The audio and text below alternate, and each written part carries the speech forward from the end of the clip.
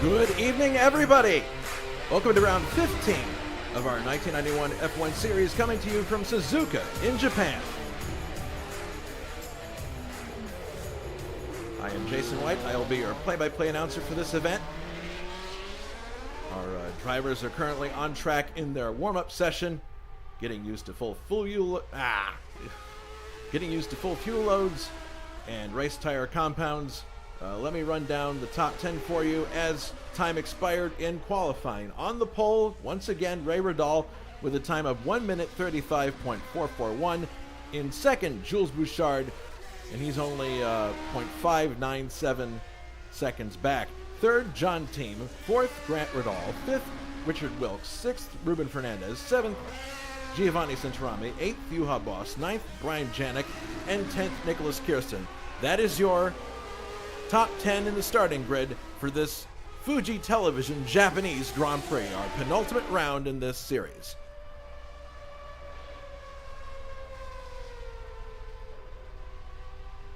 So, for our 15th round, we are here at the twisted figure eight that is Suzuka. Apart from the unusual layout, this circuit has a very interesting history. It was originally conceived in 1962 as a test track for Honda by John Hugenholtz. It's a man who has a resume of F1 circuit designs including Zolder, Harama, Nivelle. I'm told that he was also involved with Ontario Motor Speedway in some fashion. And of course also with Zandvoort on some level. Suzuka is a very demanding circuit, both for cars and drivers, and it offers practically every conceivable corner experience in one racetrack. It's basically, having been designed as a test track, that would make sense. But it is, as you can see from the graphic there, incredibly demanding on driver and the car. Any lapse in concentration here can lead to a shunt, especially on the tricky high-speed portion in Sector 3, where you go through a left-hander that's very, very narrow at incredible speed. It's like you're threading a needle through there, and you'll see some of the best drivers taking that flat out. Others will probably let discretion be the better part of valor and take it with just a slight lift. It depends on how well their car is set up. Also, overtaking at this circuit is next to impossible, which may lead to desperation moves by some of our drivers. We really hope that won't be the case, but, the possibility is there. Suzuka is in the real world infamous for two high-drama incidents involving those best of friends back then, Ayrton Senna and Alain Prost. Their shunt at the chicane as teammates in 1989 ultimately handed the Drivers' Championship to Prost after Senna's controversial disqualification. And then the following year, Senna took himself and Prost's Ferrari out of the race at the very first corner, again deciding the driver's title, but this time in favor of Senna. Hopefully we will have no controversies like these today.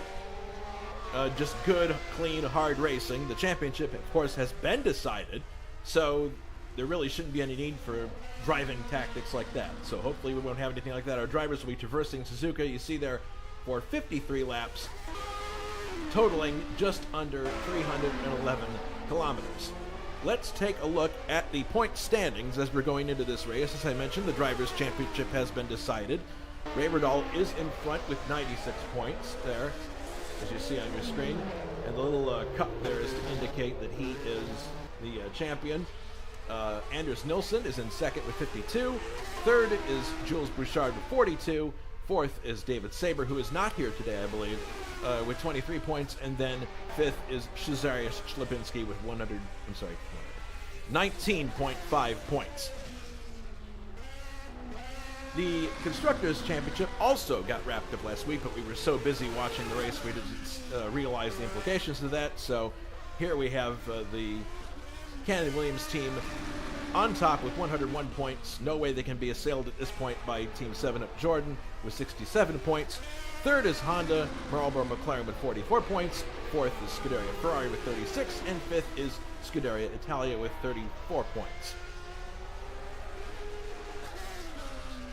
So once again, we want to remind everybody that our server renewal is coming up on December 1st. To those of you who have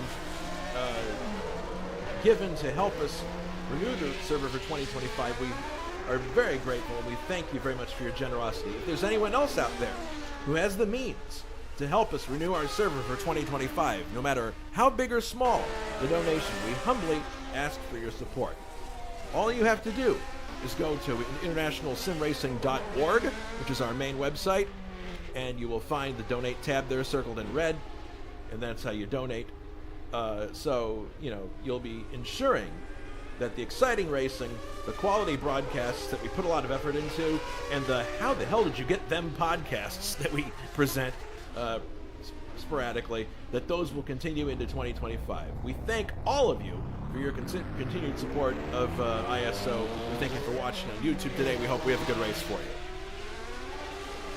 So, without further ado, let's go out on the track and see if we can find someone to give us a lap here. And here is Del Piccolo about to finish a lap, so we'll go with him.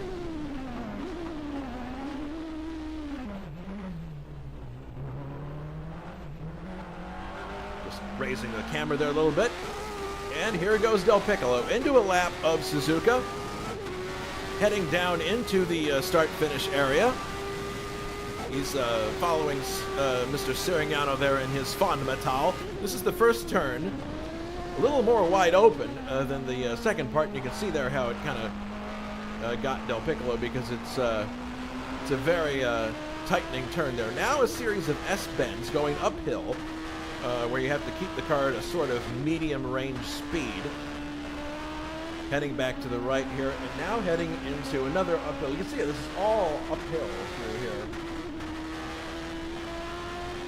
Now, that was the Dunlop curve right there, that left-hander, and now into the Degner curve, which heads to the right, and then one more hard right curve here that leads to the hairpin, and that is the bridge that the track has going over itself. There is Sirignano retaking his position in front. Here is the hairpin heading back to the left.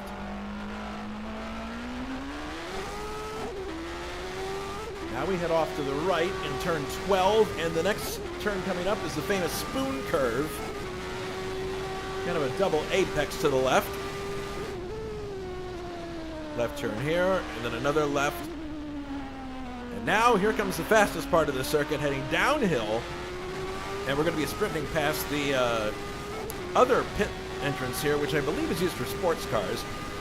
Heading down the straight here, now banking left into this turn. Watch this. Well, he made it look relatively easily, but that is a difficult corner. Now here we come to the stupid chicane that nobody likes. Right, left, and accelerating once again. You can see the Ferris wheel there, because this is also equipped with an amusement park here at Suzuka, and that is one lap of Suzuka. Let's look at it again from the outside. And this is probably one of the better overtaking opportunities here into the first turn, as Del Piccolo takes us to the second turn here. A little bit of a ping issue there with this car. Let's go to another one and see what we got here. Here's Centorami, who had got who's got a top 10 position start in this race. Exiting the last turn there, and pretty good so far. It'll be interesting to see if he can score a good result here. And also Grant is in the top 10 in the other Tyrrell, so it'll be cool to see how they go. Oops, sorry about that. There we go. So coming up at ISO, the final round in this series, the Foster's Australian Grand Prix.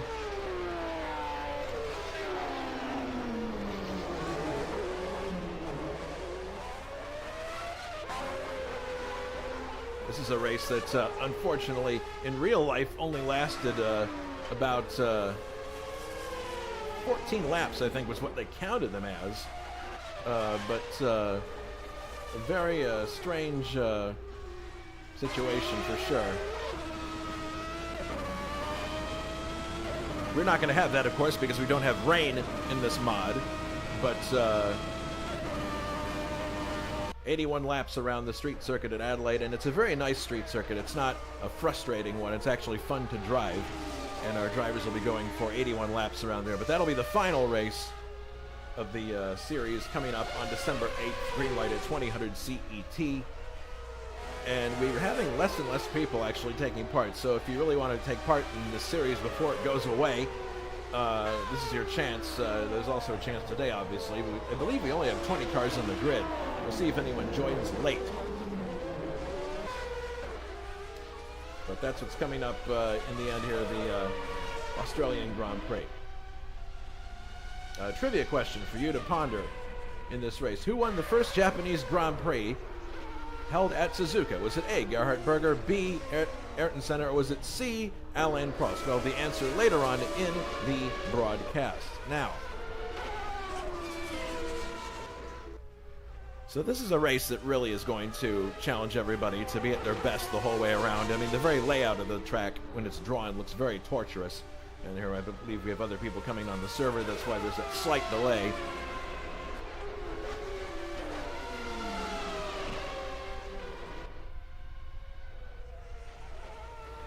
Schlapinski following Drexler, who of late actually has been very fast in that Williams. Usually it's Ray Rodal that takes top billing with these cars, but still it's a really interesting situation with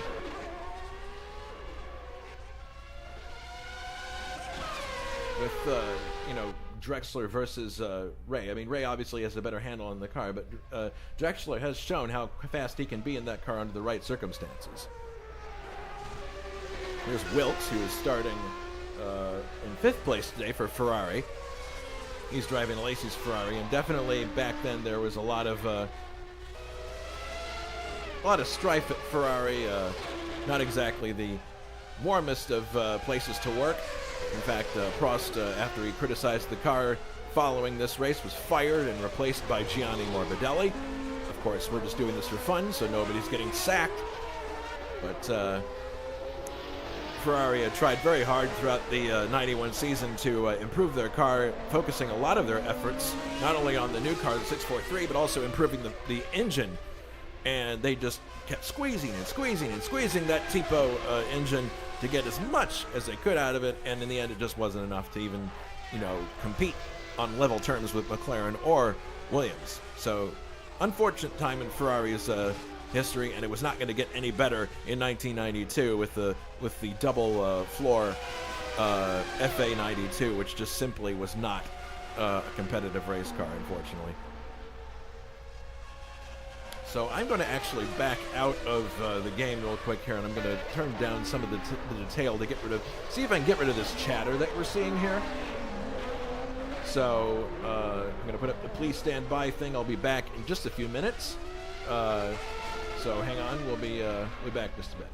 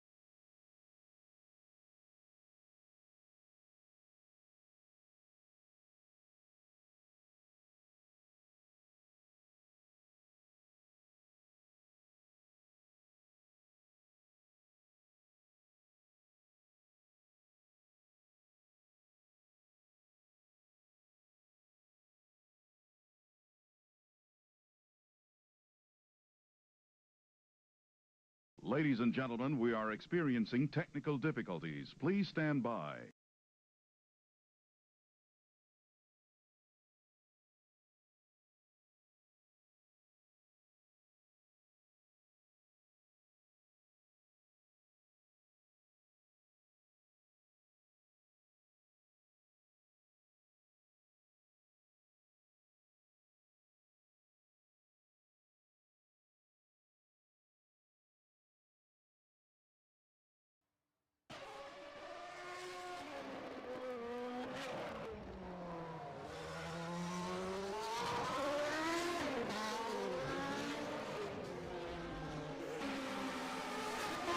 We now join the following program already in progress.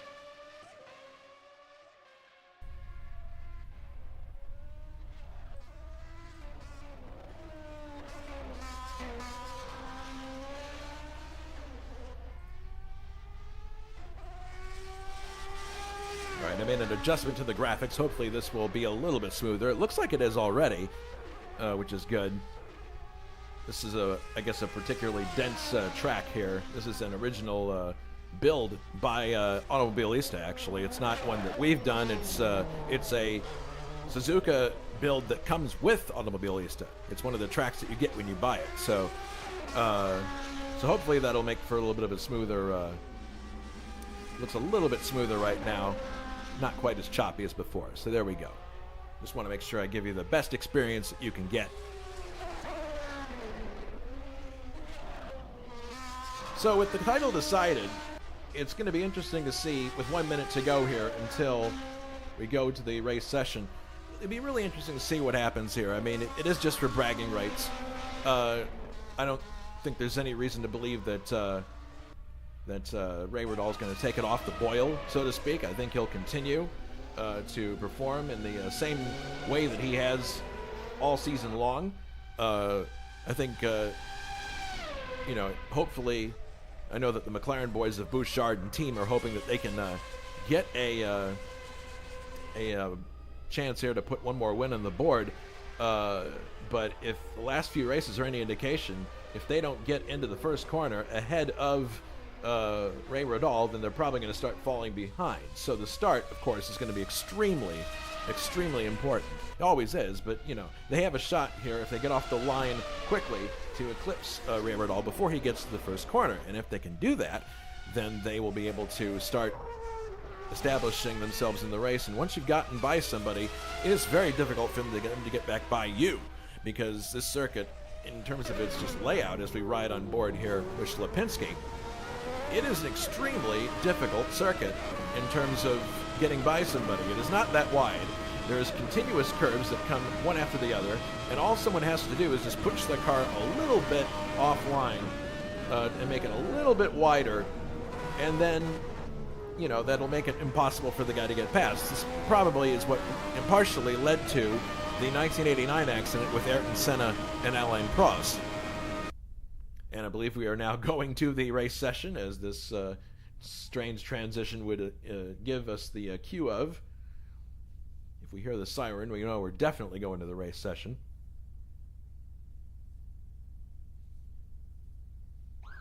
Yep, there it is.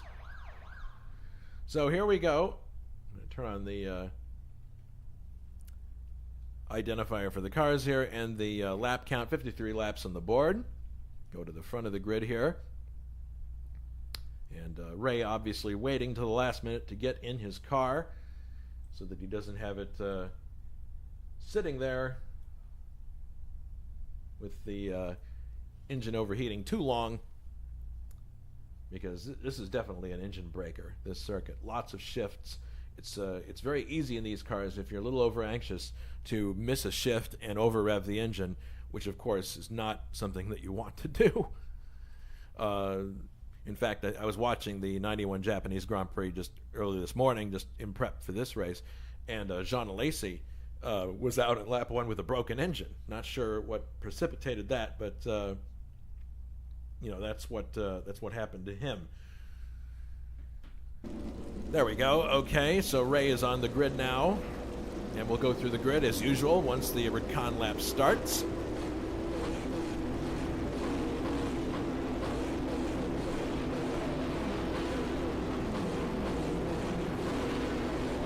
team, and you'll notice too that the starting grid placement here is on the left-hand side for the pole position. The reason for that is because it's the cleaner line heading into turn 1. That's where everybody would be, so in theory, that's the cleaner place to be on the circuit for the start. So here we go. On the pole is Ray Riddall, Williams-Renault FW14, once again showing his superiority, driving this car, both him and the car working in complete unison. Second on the grid, Jules Bouchard driving a McLaren Honda with the familiar yellow helmet of the late great Ayrton Senna. Third is John Team, the other McLaren. Fourth, Grant Riddall driving the Honda engined Tyrrell 020. Fifth is Richard Wilkes, Ferrari 643. Sixth is Ruben Fernandez, another great qualifying performance from him in the Leighton House Ilmore. Seventh, Giovanni Centrami and the other Tyrrell Honda. Eighth is Juha Bos, Benetton Ford. Ninth, Brian Janik, who has proven to be no slouch in this Dallara Judd, another great qualifying performance. 10th, Nicholas Kirsten in the first of the Jordan Fords. 11th, Gabriel Del Piccolo, Lotus Judd 102B.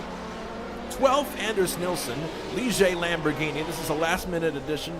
Anders didn't think he was going to be able to join the remaining races, but then found availability, and so he grabbed this Ligier to drive. 13th, Salvatore Sirignano. We haven't seen him much lately in the Fon Mattel Ford Fomet 1. 14th, Oscar Team, and I'm not sure why we're not seeing him. He might be in the pit lane. 15th is Cesarius Lipinski, Minardi Ferrari, M191. 16th, Dave Miller. And by the way, if you get tired of listening to my voice, you can always go over and watch Dave Miller's stream on his YouTube channel. He'll be streaming live from the cockpit of his Brabham Yamaha. 17th, Mark Matthias Whitman in the AGS Ford, who has had some spectacular starts this year. We'll see what he can do on lap 1. 18th, Jonathan Asserclin. Johnny Ace is driving the Coloni Ford, dragging that heap onto the grid. 19th, Simon Wattman, Lotus 102B, powered by a Judd. Oh my goodness, it looks like we've had a collision here. It looked like Johnny Ace has hit the wall there. It looked like someone, maybe they were slowing up suddenly, quickly, and there was an accordion effect. Hopefully he's okay. Simon Wattman in the Lotus Judd starting 18th. 19th is Drexler. Maybe he joined qualifying late because his car is certainly capable of being higher in the grid than where it is right now. And then rounding out the field in 20th is Bruno Chacon. So here comes Ray onto the front straightaway now. And you can see them doing their mini burnouts to warm up their tires to make sure that they get away as quickly as possible. Ray can take his position on the left, right at the second start-finish line here. On his right, Jules Bouchard, and back to Jules' left is his teammate John Team. So we'll see if the McLaren duo can gang up on Ray at the start. If they can, we may be in for a really exciting race. If they can't get into the first corner, I don't know, Ray may drive right off into the sunset again. We'll see what happens. Watching for that flicker. Car's getting into position, obviously, still. They're not quite under starter's orders yet. And once, there we are, starter's orders. Stand by for the start of the Japanese Grand Prix.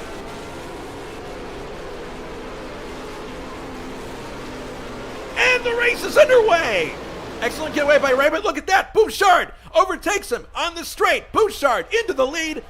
Ray down to second place. Team is in third as they go into the first turn. Exactly what McLaren and Bouchard would have wanted to do. They beat Ray off the line. And let's look at them coming through here into the S-curves. So far, everybody looks pretty good. I don't see anybody running off the circuit. Ooh, oh my goodness, there is a lost wing for one of the Jordans.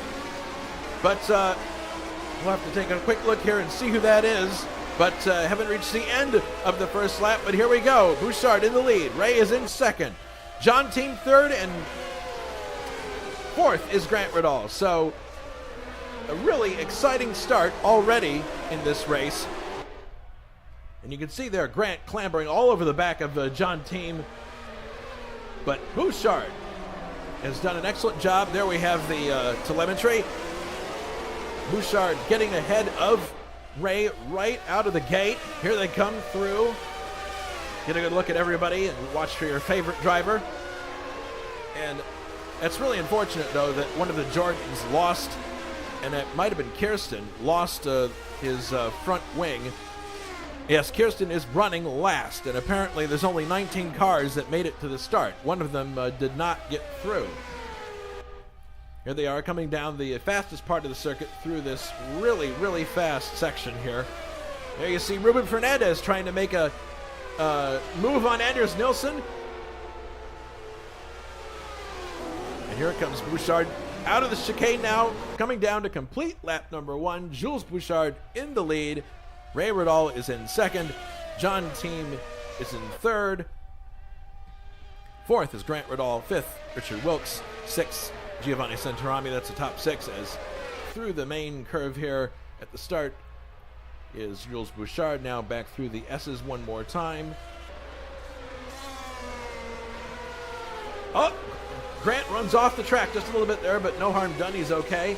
Juha Bos working on Santarami. Great start by Nilsson in the Ligier Lamborghini.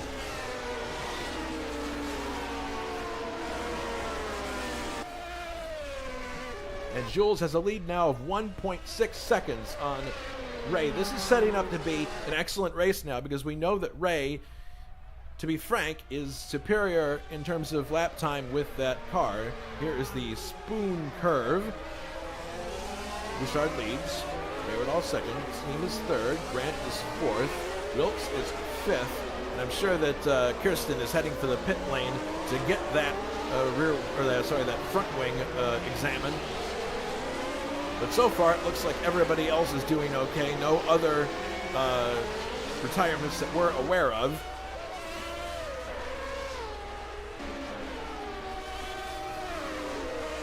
Heading down now to the very fast spoon curve. Let's take a look at how fast they take this curve. A little bit of agricultural driving there from Jules, but nothing too crazy. But threading this needle is very, very difficult. And you can see that Ruben Fernandez fell back behind Anders Nilsson there. If Anders can get a points finish out of that Ligier Lamborghini, that'd be pretty impressive, I have to say.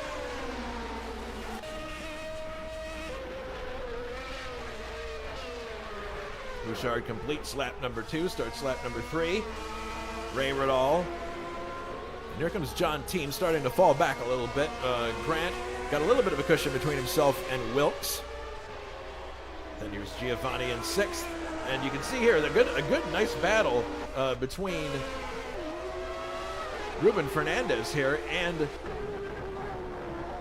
Anders Nilsson. So let's go on board with these two, see what's going on here. This is a tricky section here because you really want to go faster, but you can't. This continuous series of S-bends.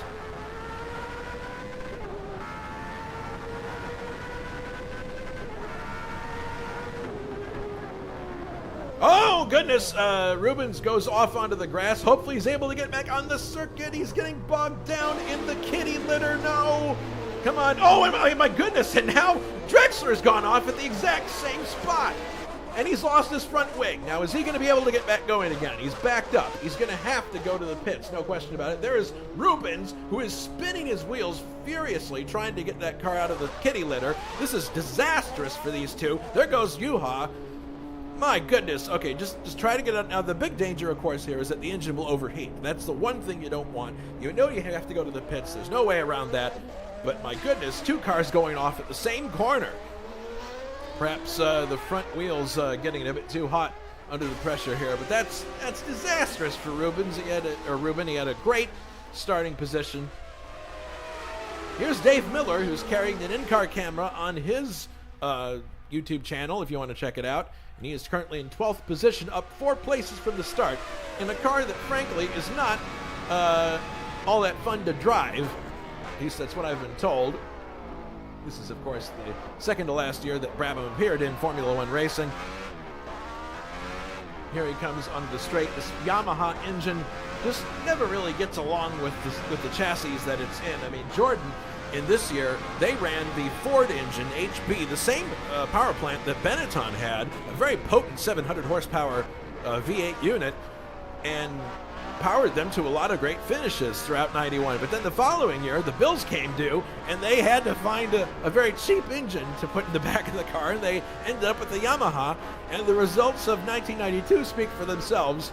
Stefano Modena scoring only 1 point for that team at the last race of the year in Australia. So it was not a happy marriage, and rarely has the Yamaha engine found a good marriage with a chassis. And this is another situation. It just did not really work that well with the Brabham.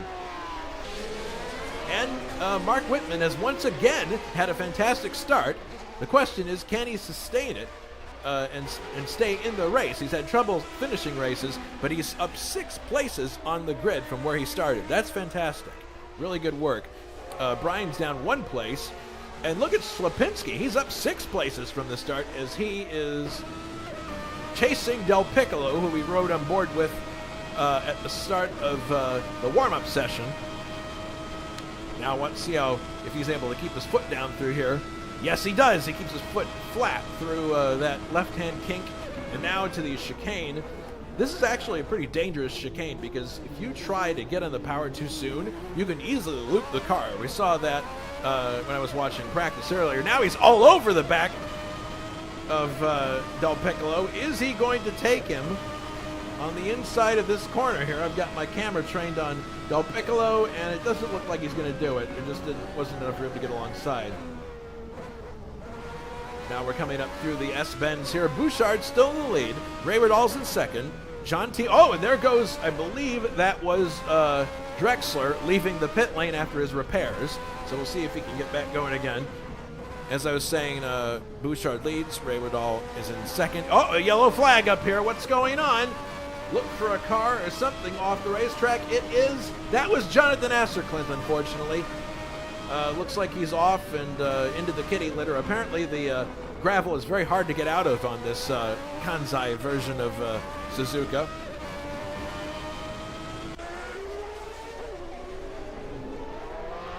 Heading into the spoon curve here.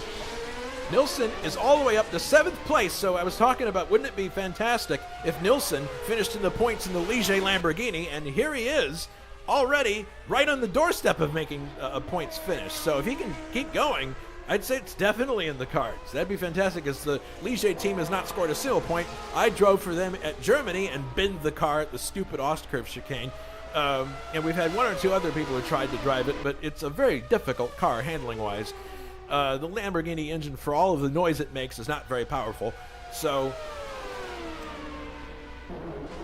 but if you look at this now, he's got Del Piccolo right behind him. So this is not going to be an easy position to maintain with those people right behind him. So we'll have to keep an eye on this fight. Centerami's 6th, Wilkes is in 5th, 4th Grant Riddall, 3rd John Team, Ray Riddall in 2nd, and now is closing, it appears, on the leader, Bouchard. He is definitely not letting him get away.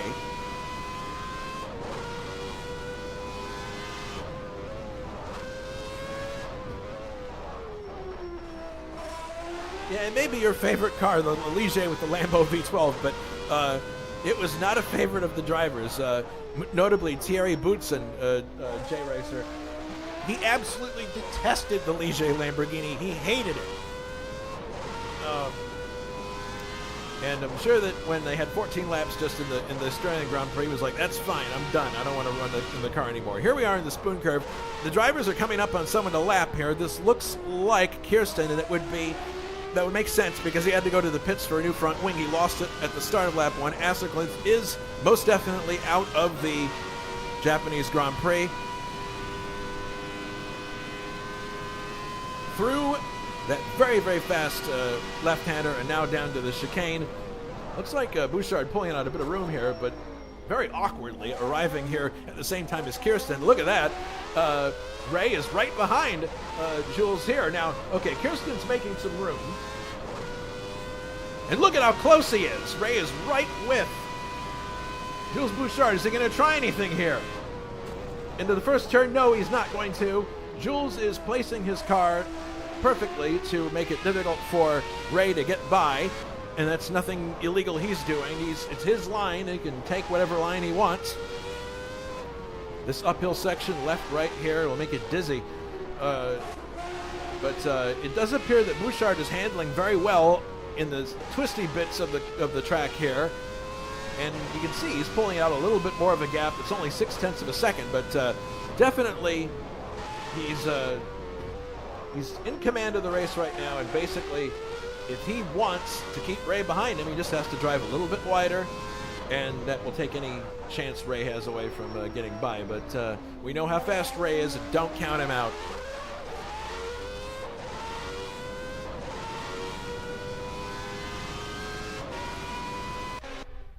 So a really exciting race in our hands here. Ray was not able to get away in the lead at the start, even though he started on pole. And that's the formula that I was thinking would be the only way that we would really have a race at the front. So here we are now with two cars, two very capable drivers, and the very best cars from 1991. Through the very fast left-hander. And meanwhile, looking back here, John has dropped back considerably. He is 8 seconds back from this group. Fourth is Grant Riddall.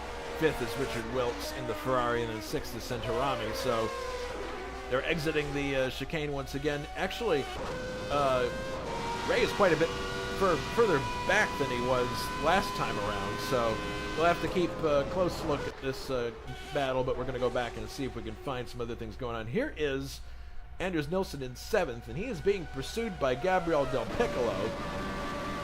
Let's look at the back here. There we got a good view. And Del Piccolo is driving the Lotus, which is not the best car in this mod, but definitely a car. Oh my goodness, look at him loose there. And he's going to fall into the clutches of Slipinski if he's not careful. In fact, here comes Slipinski alongside of Del Piccolo, and it looks like he's going to get him in the first turn. There he goes, right into the first turn. Slipinski has taken 8th place from Gabriel Del Piccolo, and now set his sights on the Ligier Lamborghini of Anders Nilsson. Actually, that was all started by Del Piccolo getting loose as they exited the chicane, and that's something that can definitely happen. You want to get on the power immediately, so it's very tempting to overcook it there. So Del Piccolo down to 9th.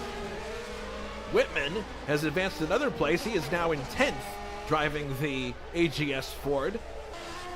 Juha down to 11th. So not the best of starts for Juha. We'll see if he can make up some time. Up one position from his starting position of 13th is Salvatore Sirignano in the Fan Metal. We don't see him too often. And then I believe there's, Bruno's up 8 places in his Benetton. That's fantastic for Bruno.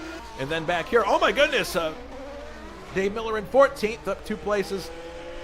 And he is being chased by Ruben Fernandez. This is after the pit stop he made. And look at Ruben. He is all over the back of Dave Miller, trying to find a way by. But I don't think... I'm sure that his car is better in terms of power and handling than Dave's is, but certainly, again, you can see here, it's like there's really very little room to get by. Oh, here he goes. Ruben Fernandez goes by and into the lead. Not in the lead, I'm sorry. He's going into 14th place. He is now in front of, that would be more appropriate, Dave Miller. Heading into the chicane now. So Dave Miller drops to 15th, and Ruben is trying to claw back, but he lost a lot of time on that trip into the gravel. I don't think he actually damaged the car at all, but it cost him boatloads of time. He's now down to 14th, 8 positions down from where he started. Bruno, contrastingly, is 8 positions up in Schumacher's Benetton Ford. And there may be, indeed, a good chance for a lot of people who haven't scored points yet in this series to score them in these last 2 rounds, Japan and Australia, because as we saw, the number of people starting the race, actually we had 20 cars starting the race today, and Johnny Aces is the first one out, so we've got 19 cars still on the track, and I can't imagine we're going to have that many at the end, so just through attrition by itself, I think we're going to have a chance for people to do very well here. Bouchard is still leading Ray Riddall. We're keeping an eye on that. John Team is third. Grant Riddall's fourth. Wilkes fifth. Centrami sixth. And this is the battle for seventh place between Nilsson and Cesarius Schlapinski. Schlapinski looking at the chicane, but there's no room there. And you can see Del Piccolo in the background there. This is an exciting battle, and we get to listen to that glorious V12 engine. But there goes Schlapinski by on the inside to take seventh place from Anders Nilsson as they head into the first turn. So the first turn is proving to be the place on the track that everybody is preferring to overtake. As we turn around here and look, there is Del Piccolo. He's slowly losing ground, but this battle is definitely not over yet. Schlapinski has probably the superior car in terms of power and handling. The Minardi, I'm sure, is a much better handling car than the Ligier, and last year's Ferrari engine, I'm sure, is much more grunt than the Lamborghini V12, even though the Lamborghini V12 sounds fantastic. Heading up to the hairpin here, so I'm sure that at some point here, Nilsson will have another shot at that position. And Riddall is once again closing up on Bouchard. There's some more cars they have to lap here, so it's kind of an accordion effect here. It's down to 0.6 of a second once again. 7 now as they head into the first turn. It's Brian Janik, who is 17th now, so he must have had something go wrong for him in the early laps. We're now on lap number 11 out of 53. Heading through the sweeping S-bends back and forth.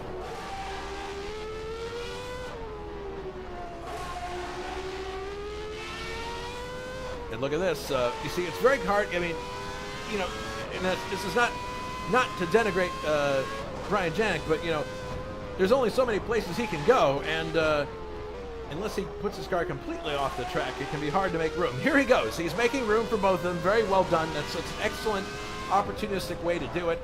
And now they're into the hairpin, and Ray is right with Jules, so we'll see now if he can make an attempt. They're coming down now to the spoon curve.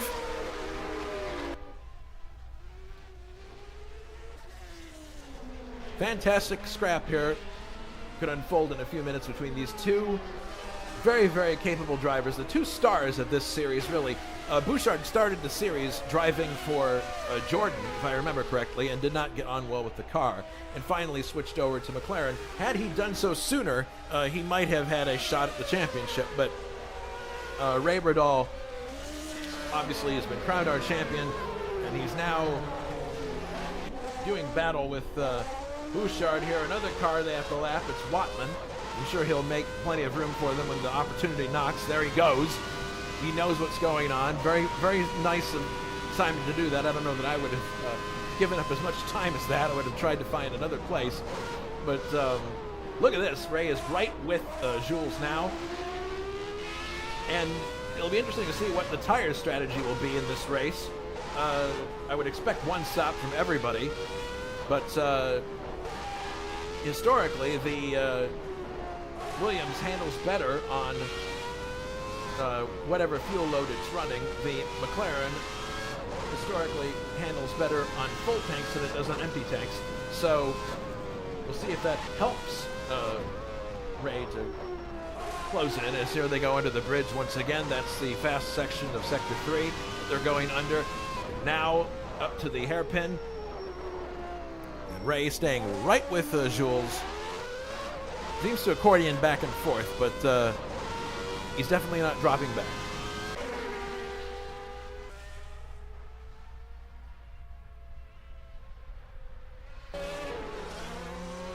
Those of you who have been watching our forum, we've announced what we're going to be running for 2025. We'll be running 1987 Indy cars and 1979 DRM cars, the Division 2 races. That's to start with. We have other content that is coming at the second half of the season that we are working on right now. I'm not going to tell you what it is, but it will be a pleasant surprise if we can get it done in time for the second half. But for right now, it's going to be Kart 1987, DRM 1979 Division 2, and of course our fantastic Lucas Vita Trophy, as there goes Wilkes past Grant Riddall and into 4th place, using that Ferrari power, 12 cylinders to get by. And that's not a bad car that Grant's driving. That's a Tyrrell with a very, very potent Honda V12 that was used by McLaren in the previous season. So here they come down the straight again, but definitely Wilkes asserting himself. He's now one position up from where he started.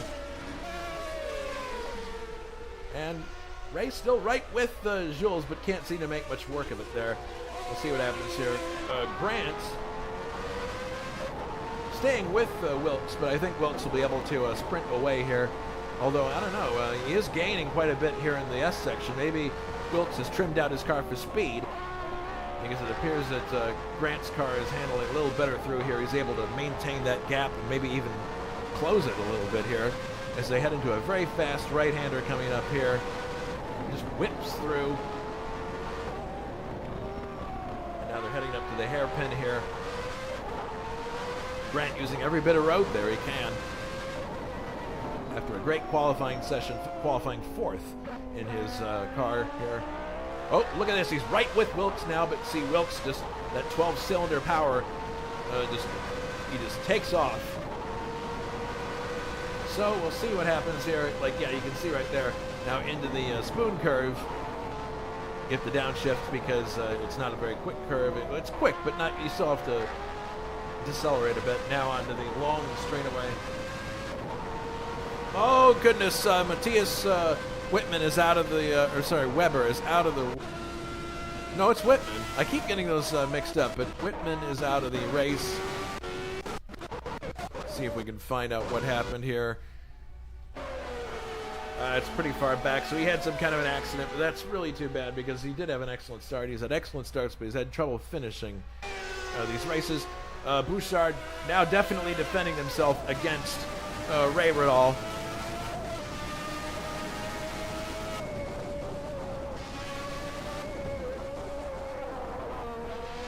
So it may come down to pit stops here, who gets in and out quickest. That may decide this race, and I know it's strange to say that at 14 laps in, but oh my goodness, Jules did miss a shift there, so you can see Ray is closing a little bit there, but you don't want to do that too many times. The gap is 0.2 of a second now.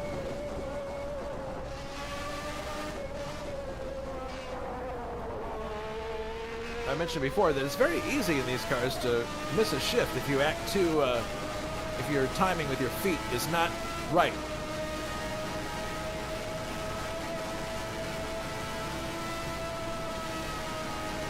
Beautifully threaded through there, and now down to the chicane. And they have another car ahead of them here that they have to lap, so we'll see what difference that makes. That is Chacon, just ahead of Jules Bouchard. And look at this. Here is Ray right on the back of Bouchard, but not enough room to get anything done. They're coming up now. They're going to be bottled up here, it looks like, you know. Well, no, actually, no, they did not. They, Chacon found a place to get by there, or let them by. That's not easy to do through a section like this. You probably, I mean, most people would want to wait until a straight section to do that, but as you can see on this Suzuka circuit, there aren't many straight sections to speak of. Now here comes Ray back. He's closing the gap once again down to 0.3 of a second. Heading through the underpass here, right there. And now we'll see if Ray is able to pounce on Jules here as they go through the hairpin. Now they're coming up to the spoon curve. Team is still in third, but he is a long distance back, 13 seconds in fact, there as he takes Janik on the inside. Wilson fourth, Grant Riddall fifth, Centorami in sixth, Slipinski seventh, eighth is Nilsson, so he's dropped a ways back from Slipinski. I would have liked to have seen a battle there, but he's got Del Piccolo advancing on him here, so he's going to have to watch out. And then Juha's down in 10th, doing okay, but I'm sure he would rather be way up higher here in the standings, so he could do battle with some of his friends here, but and then Rubens, actually, I'm surprised considering how much time he lost in that kitty litter. He is actually clawing a great deal of it back here. Still 5 positions down from his grid spot, but he may still be able to pull out an excellent finish here, even though he lost all that time. We'll see. Salvatore is doing well in his Fond Metal. He's 1 position up. And maybe a top 10 finish is in the cards for Fond Metal. I don't think they've had one of those this year. If they have, I've forgotten completely about it. And then Bruno is in 13th. Dave Miller 14th, but apparently he has some kind of an issue. Oh no, he didn't have an issue. He was simply letting Team by here. He was being lapped by John Team and let him by. 15th is Janik. So Janik had some kind of an incident he didn't see. And then Kirsten is obviously down here because he lost his wing on the start of the race. And Wattman is in 17th. Drexler in 18th after he ran off the circuit and lost his front wing. And Whitman is the first one out of the race, the second one out of the race, and then the first one was Johnny Oceans. And the battle continues for the lead here, as it's now down to 2 seconds again. Heading into the spoon curve one more time. And we got a report from the YouTube chat. Whitman says that his engine blew up.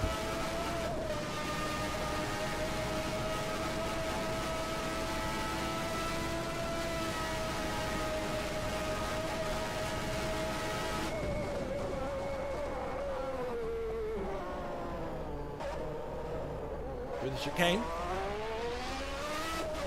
and the gap is down to under 0.2 of a second now. And now Redall definitely in a position here if he wants to give it a shot to get by Jules Bouchard. Is he going to do it going into the first turn? He has a no, he really doesn't have a look, but he is definitely, this is the closest he's been so far. Let's see what's up front here for Jules. Nobody in the foreground here for Jules, so it's definitely that's a good position to be in. As now you see the gap opens a little bit to 0.4 of a second.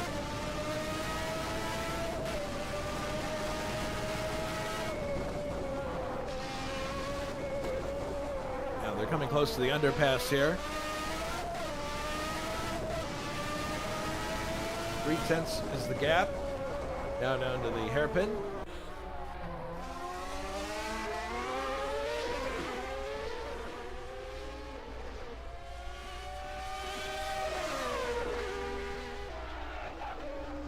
Spoon curve here. Only 2 retirements so far, which is pretty impressive considering how demanding this circuit is. We're on lap 17 out of 53. Still a long way to go. Oh, look at this. But here's not a place where you want to try to overtake this. It's tempting, but I know that's not the place you want to do it, that fast left-hand flick. Because if you get it wrong, things can go very badly. Here we come to the chicane. Bouchard in the lead, Rayward second. It's all about how quickly you can get off of that chicane and accelerate down the straight. And here Redall is in an excellent spot if he wants to try. Gap is down to 1.2 seconds. He would love to have a look, but he just doesn't have the room yet. It's getting to the point where has a possibility, but it could be a replay of Senna and Prost in 1990 if he's not careful. In that first turn. But this battle rages on. Team is in 3rd place, content to be by himself. Wilkes is firmly ensconced in 4th place. Grant dropping to 5th. Centorami in a quiet 6th place right now.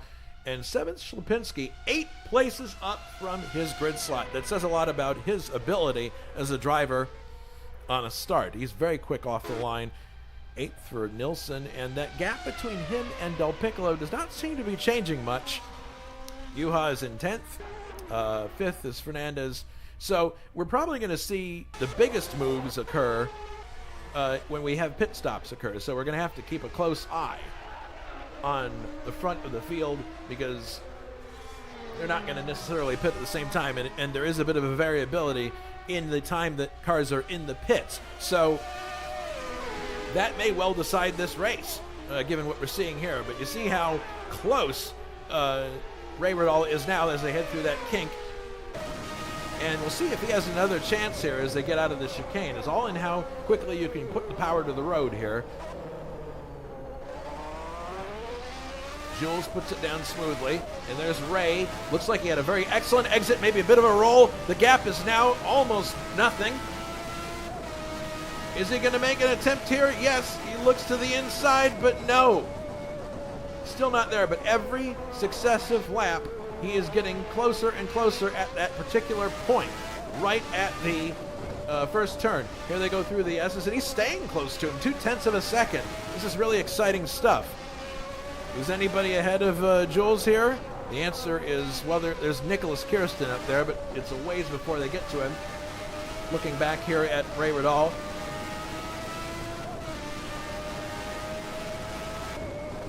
So, really, this is a pressure-packed situation, and Jules has shown time and again in other series that he's as cool as a cucumber. Oh, he just made a slight error there. And look at this. Oh, boy, there was a little bit of contact there as Jules missed a shift, and Ray closed up a little bit. Again, you don't want to do much of that because not only does it concede time, but it can very well damage the engine. As we watch here from the back of the McLaren of Jules, the Williams following is Ray Riddle. Nobody in the front here. So it's all going to be about who gets out of the chicane the quickest here.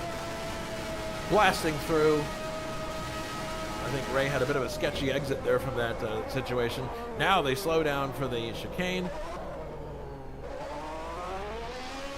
Bouchard again gets the power down good, but it appears Ray, in this instance, Ray did not get the power down as good as Bouchard. So he doesn't have a shot here. The gap is about 0.6 of a second all of a sudden, whereas before it was 1. Look at that. A little bit of agricultural driving. There's team in third place. Fourth, Grant Riddle. Fourth is Wilkes. Yes.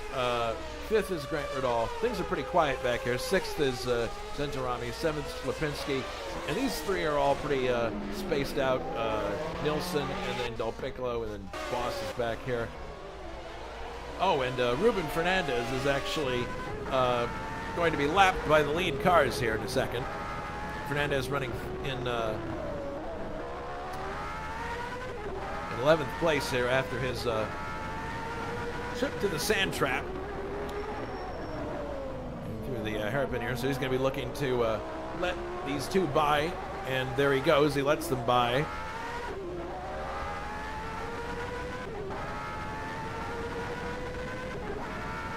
Coming up to the spoon curve here. You can see how close they are back there. We better get back to the front here.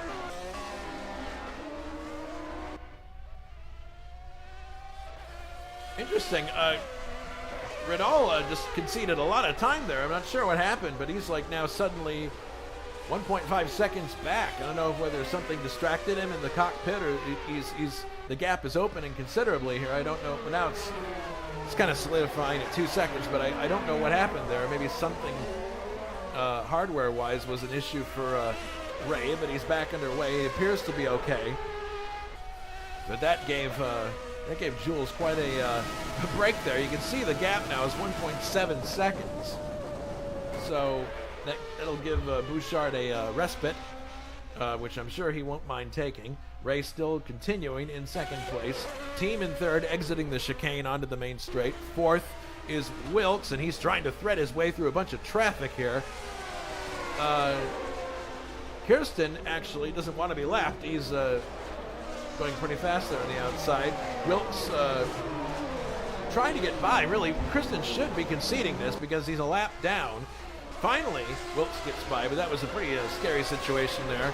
You don't want to have to fight with people that you're not even fighting with for position. Granton fifth, Centrami sixth. Nilsson is actually down to ninth now, so he lost a position to Gabriel Del Piccolo. Gabriel up to 8th place and Nilsson down to 9th. Not sure what happened there, but clearly Del Piccolo found an opportunity there. 10th is still Bos.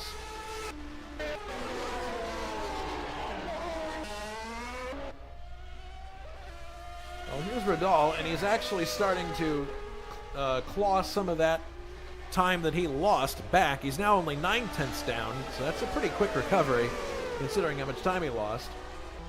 He seems kind of tentative when he goes into the chicane here as far as putting the power down. Other people are doing it better. Jules is consistently putting the power down very good, exiting the chicane. But look at this. Here's Ray. Look at this. He's right back into it just that quickly. 0.3 of a second from... So he basically clawed back a second and 1/10 just like that. That's pretty impressive. I mean, obviously he's driving a very competitive car, but he didn't let that momentary lapse keep him back there. He just clawed it right back. So this race is by no means over.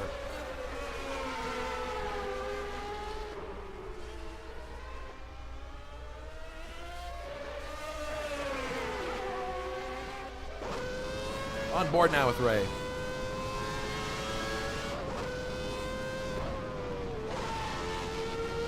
We're heading for the underpass here.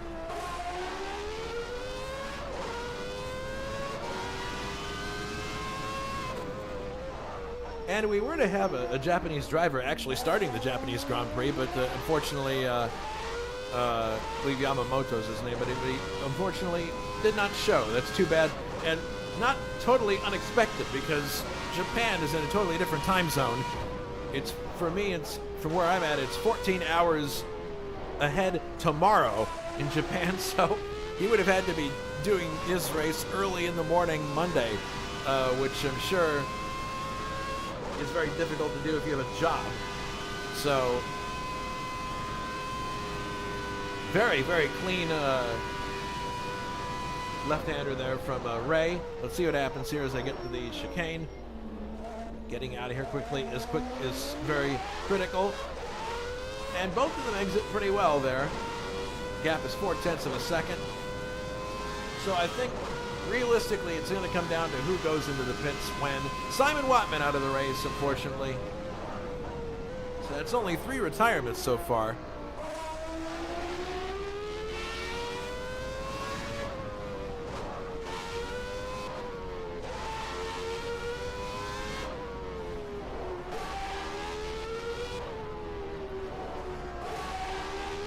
Ray gently feathering the throttle through these turns, doesn't want to get the car out of shape.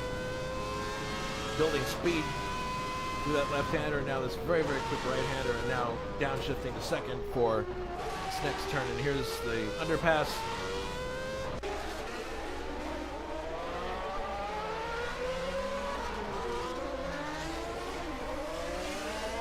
And Ray actually looks very close now. Now it's down to 0.2 again. As they exit the hairpin, he got a great exit there. Spoon curve. And there's another car ahead here. I believe that is that Juha? Yeah, so only 10 cars on the lead lap. After they pass Juha, there'll be 9 cars on the lead lap. Heading towards the very fast left-hander here.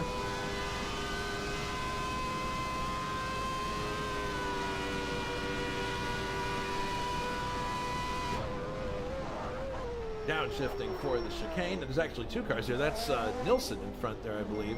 Oh, almost up some bit of an awkward exit there, but maybe a little bit of contact too. I don't know. They're coming up on, I believe that is Juha, yes. And just ahead of Juha, I believe, is Anders Nilsson in 9th place. So give Juha some TV time here. Is Benetton Ford.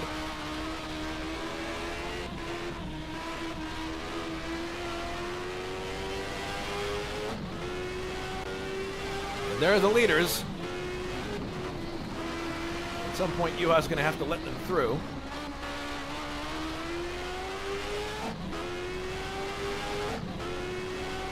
Again, this Ford HB engine, despite the fact that it's 8 cylinders, is really a good engine. It's 700 horsepower. It's right up there with the likes of the other cars. There's Miller making room for, I believe he was actually making room for Bos there, but here come the leaders through the spoon curve. It's Bouchard and Riddle, and you can see there that Ray is close once again, but not close enough to really mount an attack. Here they are coming down to the left-hand kink.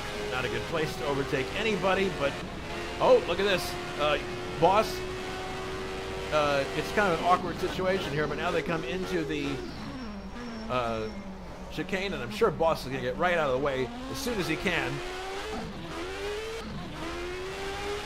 Actually, look at that.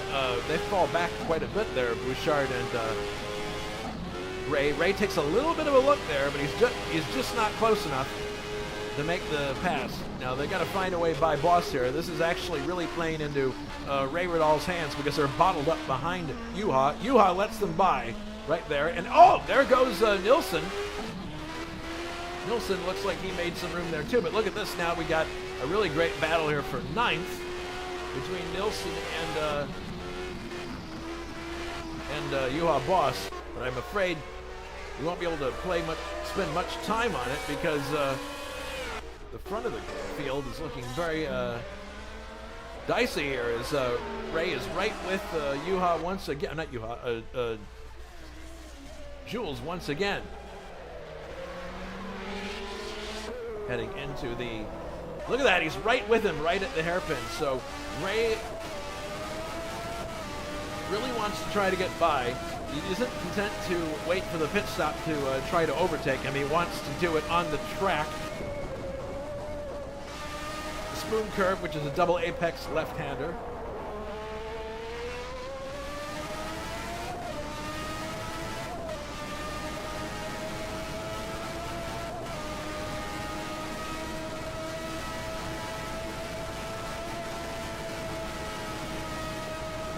A little bit of speed scrubbed off there by Jules as they head to the chicane. Look at Ray try to get through there as quickly as he can. And he gets a great exit, an excellent exit. This could be the opportunity that Ray's been waiting for. He looks to the left. Is he going to do it? He's pulling out just a little bit. Is he going to try it? Probably not. No, there's just not enough room there. But man, he is definitely on a roll there. He just needs a little bit more. Something just a little bit more than that as they come up on Del Piccolo now.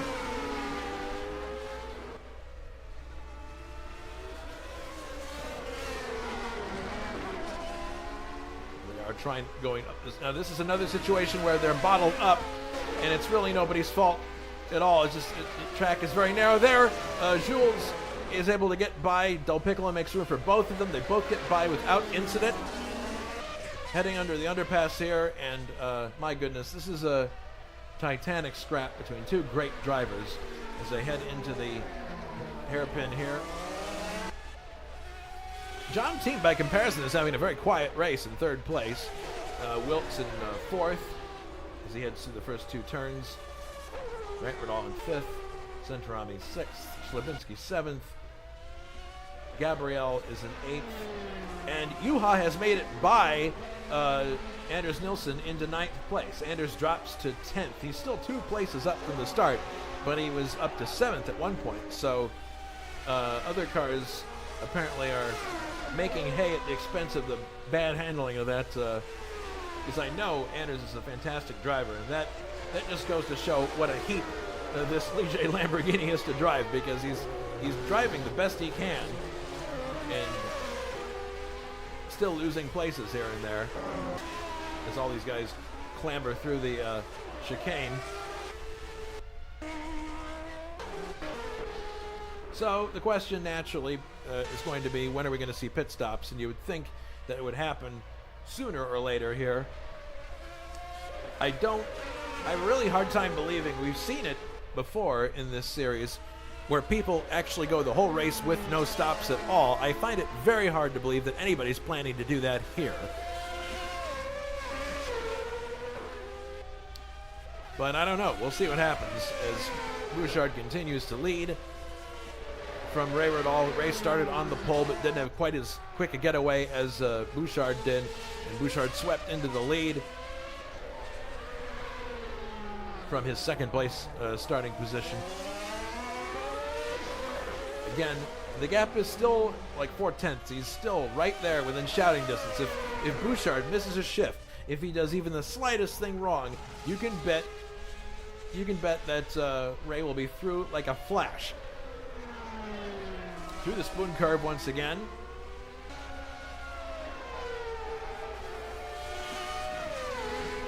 And look at Ray. He's right with him now, 0.2 of a second, but he doesn't dare try to overtake him here. It would be the end for both. Through that left-hander, and now down to the chicane.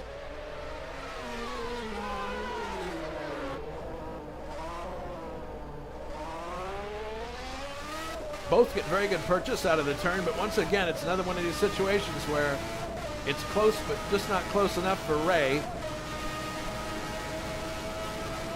Is he going to make an attempt? No. Just not quite close enough, unfortunately.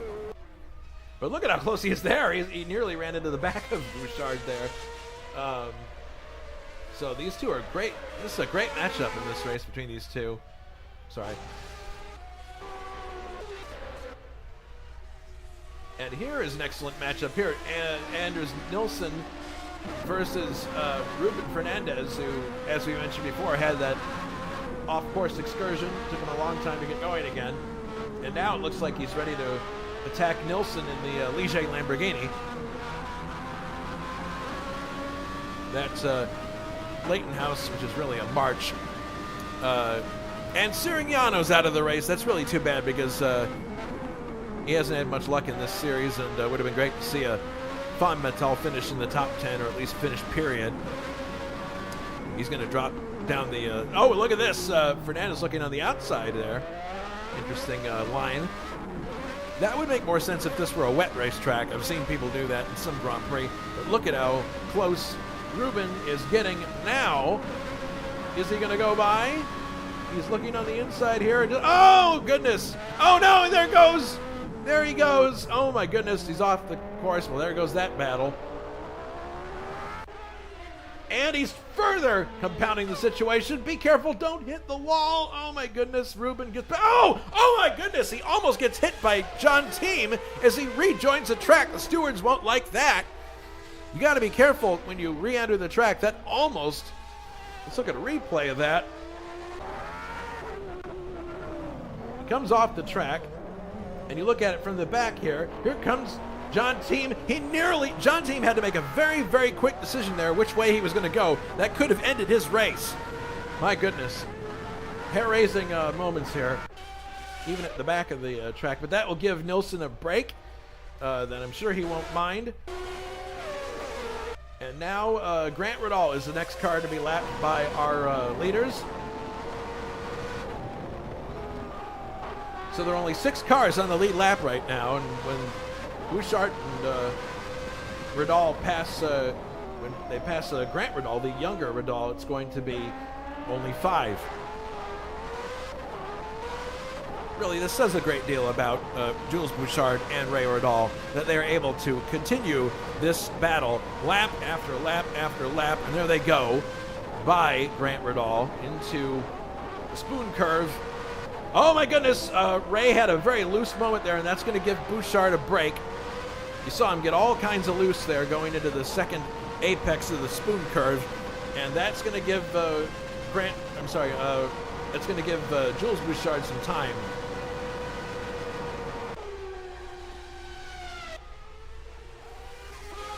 Del Piccolo looks like he's coming under attack here from Boss. Trying to give you as much of a look at the entire track as we can. Now look at this. Look at Juha. He wants to go by, but there's no room as they go into the chicane. He had definitely a roll. And now coming out of this... oh, Juha didn't get the power down too much there, so he... Del Piccolo actually 7th now, as I believe someone is in the pits. Yes, it's Ślepinski. Ślepinski has stopped. He drops to 10th place. So there's our first pit stop.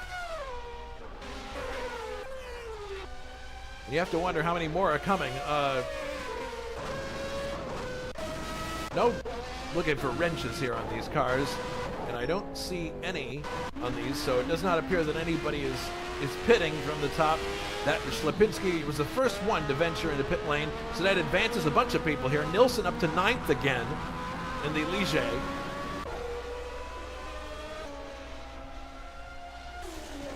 Look at Bos now. He's right with Del Piccolo, who's in 7th. So that was a quick recovery, actually, from that slow exit of the chicane. Ruben Fernandez finally out of the race. Too bad. He probably incurred some damage and just couldn't continue.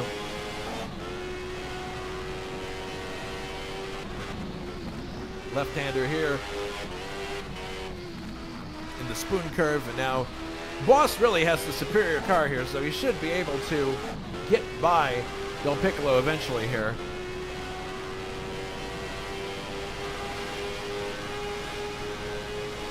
Situation up front hasn't changed. Still Bouchard in the lead with Ray in 2nd. That's a different line that Del Piccolo is taking there, as opposed to Juha Bos. Out of the. You can see there. I think Juha's having trouble getting the power down out of there. But his car is certainly faster in a straight line. These two still going at it for first place. Ray Riddall. The gap is actually that's the lowest it's been at this part of the track so far as Ray clips the dirt there. Oh, Ray is starting to get impatient. I think he wants to get by, but as they enter the hairpin area, it's just very, very difficult. Bouchard holding on to that position very good, but look at this roll that Ray has now. He might actually be able to do something here but Bouchard's placed his car kind of mid-line, and that's all he has to do, really, to ward off any attack here. You can see how narrow the track really is. It's not as wide as some of the other tracks we see on this calendar, but Ray certainly is giving Bouchard no rest at all. Only in situations where Ray makes a slight error and he drops back a bit. That's the only break that Bouchard has had all day so far. Now into the, Bouchard gets a little loose there going into the chicane. Accelerate out. And look at this. This might be it. You know, I know we've said that a bunch of times, but this might be it. Is Ray going to go for it? He jumps out, looks for the line, and no. Just not enough room. So it may indeed come down to pit stops, assuming that either of these two have any intention of making a stop. I say, again, I find it very hard to believe that anybody would go the whole race with no stop, because these turns just eating away at these tires, I guarantee you. If this were a real race, we'd have all kinds of rubber offline, all kinds of marbles, because just the pressure that is put on the tires, they're here to go quickly.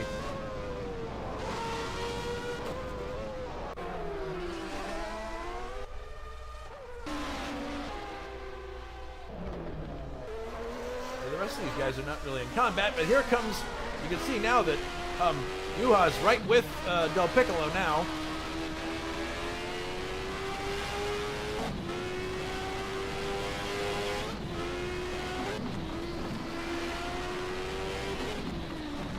Oh, and he has a chance here. Was there contact there? There may have been a little bit of contact, but Juha is now into 7th place. My goodness. Oh, and there's Del Piccolo trying to get it back, but it's not going to happen. And they have a team right behind them there.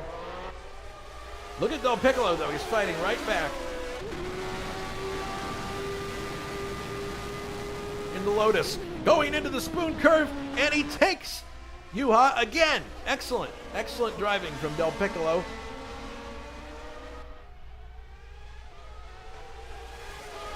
Now they've got a kind of a difficult situation because they have to let team by, so their battle has to kind of go. This is interesting. Team is slotted between the two of them. Now he's going to get by, and here's Juha. He wants to try to slip through with team. Can he do it from the outside going into the chicane? He's on the preferred line. No, Del Piccolo defends his position. Excellent racing here. Tactical placing of the car on the circuit. Del Piccolo hangs on to 7th place.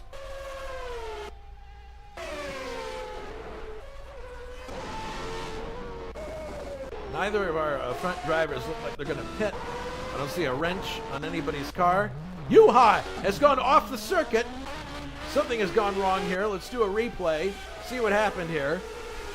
Still pursuing Del Piccolo. Maybe he just got his... see what happens here. He loses the back end on his own. So, but thankfully he stayed out of the kitty litter and he's just coming back up to speed. That's too bad because he had a really good opportunity there to try to get by. And Schlapinski is now in 9th. Nilsson. Del Piccolo's all the way up to 7th. I wonder how that happened, but in any case, back to the leaders now.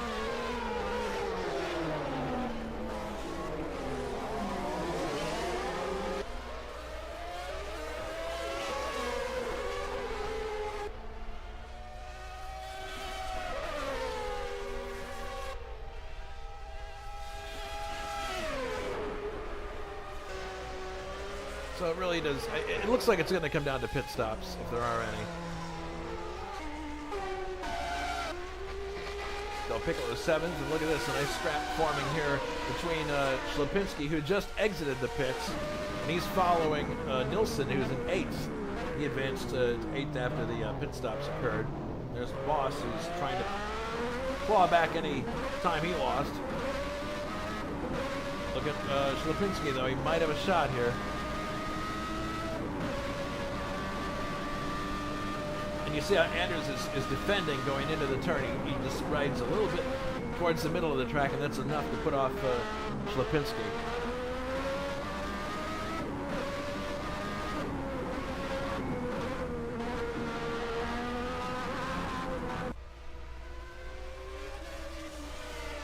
Looking forward here, Anders has got Del Piccolo in 7th place.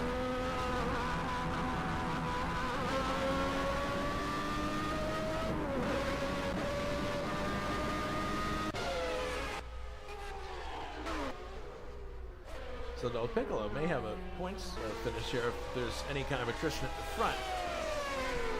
5/10 now between the two here. I think maybe they're getting a bit tired. Oh no! Oh no! Ray's run into the back of Jules Bouchard at the chicane and he loses his front wing. My goodness!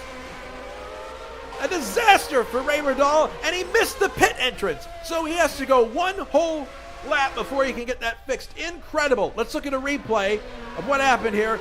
He just didn't judge the closing distance well enough, and he runs right into the left rear of Jules Bouchard. Jules came, that's interesting. It looked as if Jules came to an almost stop there. They both lost time here, but let's look again from Jules's camera here. Looking back now, listen to the engine. No, he didn't come to a complete stop. It looked like he did from Ray's camera, but that is a disaster. And there, right there, you see Ray rejoining the track. He's missed the pit entrance, and he now has to go all the way around again. So Jules is now in an incredibly commanding position. And Jules is heading for the pits, so he figures now is as good a time as any. Now the question is, did he damage his car? Or did Ray damage his car when he ran into the back of Jules? But I guess it's fitting that we have our own chicane controversy at the Japanese Grand Prix for us. Collision between the first and second place cars. My goodness. That's not what we wanted to see. We wanted to see a straight up fight, but my goodness. I think maybe just a bit of a lapse in the part of Ray there. Ray is still in second place, but 18 seconds back now, and Jules is moving the car back and forth here. It looks like he may have some damage. He seems to be having some trouble handling the car down to the chicane, and he's going to come into the pits to make his stop. Now that will give the lead to Ray briefly, but he's also going to be coming in, and his stop will take considerably longer. Here comes Bouchard into the pits, and Ray most definitely will be coming him in not that long after. And look at this. Jules has shut the engine off. He has to make repairs. So the car is apparently too damaged to continue on. And here comes Ray into the pits too. He's coming in. This will hand the lead to John Team. Here comes John coming down the main straightaway. John Team leads the Japanese Grand Prix. In an incredible turn of events, Ray Riddall has run into the back of the leader, Jules Bouchard, at the chicane, a place at Suzuka that is no stranger to controversy. And this is basically, as those two cars are damaged and need to be repaired, John Team is handed the lead. Ray Riddall is still shown in second place, but I'm sure that Wilkes is going to be closing. And here comes Wilkes down to the chicane. This could promote him to second place because they're not going to be leaving the pits anytime soon, Ray or Jules. Coming out of the last turn, here comes Wilkes. Yes, they're both still in the pits, and there's Wilkes advancing to second place in the Ferrari 643. And Ray and Jules helplessly sitting in the pits while their mechanics work on the cars to get them back to racing condition. Even if they can get back in the race, there's no guarantee that the fixes will work. It may be too much for both of them. Ray Riddall, his left front running, or actually it was more of his right front running into the left rear of Jules Bouchard, and all kinds of time is being lost here. Bouchard, they're both in third and fourth now, but Centorami is coming up fast with Grant Riddall. There they are. Look at them. They're close together. They're third and fourth in competition now. The two Tyrrells, Grant and these two are now third and fourth respectively. Fifth is still Ray, but here comes Del Piccolo. You can sense the opportunity to get into the points, and Schlapinski right behind him. So these two are going to be fifth and sixth after they exit the chicane here. Assuming that neither Ray nor... yes! Fifth place now for Del Piccolo, and sixth now for Schlapinski, who has already made his pit stop as he's looking to take Del Piccolo in turn one, but can't quite get it done. Anders finds himself back into seventh. I don't know if he's planning to stop it all with the Ligier Lamborghini, but he's once again one position out of the points on worn tires. Schlapinski in this group is the one that definitely has fresh tires. He has made a stop. Ray and Jules now gets out ahead of, there he goes through, and he's going to be losing more positions. He's down to 10th place now. As he exits the pit lane, there's a speed limit enforced in the pit lane here, which is not quite period correct, but that's what this track has given us. You see the 959 pace car there, and out comes Jules, 11th place. He's lost 10 places because of that collision with Ray Riddall, and Ray is still in the pits in 12th. What an incredible turn of events. So, John Team, now the leader. He had a quiet race most of the way through. Now suddenly he's on center stage as the leader. And I believe Berger won the Japanese Grand Prix in '91. It might have been that one race where Ayrton pulled to the side and let him through to win. But my goodness, what a dramatic turn of events here. Wilkes in second now. Grant is in third. Fourth is Centorami.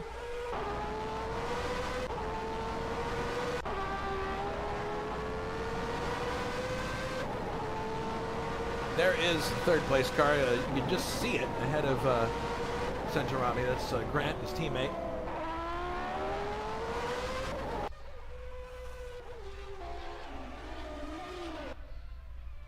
And look at this. Schlapinski all over the back of Del Piccolo for fifth place. None of these, he's the only one in this group, Schlapinski, who has actually stopped. And of course, Ray Riddall and Bouchard would have gotten tires during their repairs, so they're not going to stop again. But that has effectively ruined their races. They're now 11th and 12th respectively. Incredible. Just a slight misjudgment at the chicane. A place, like as I said, that is no stranger to controversy. Wow. And now look at this. Is Schlapinski going to get it by here? I don't know. No. Is not able to do it at the hairpin. But here comes Schlapinski. Oh! Contact!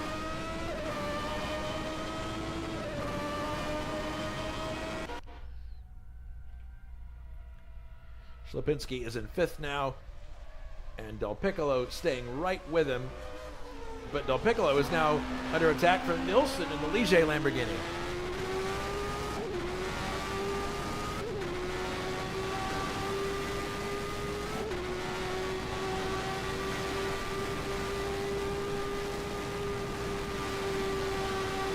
Del Piccolo chasing after Slipinski here for 5th place. He's in 6th, so these are the last 2 points paying positions. Through the chicane.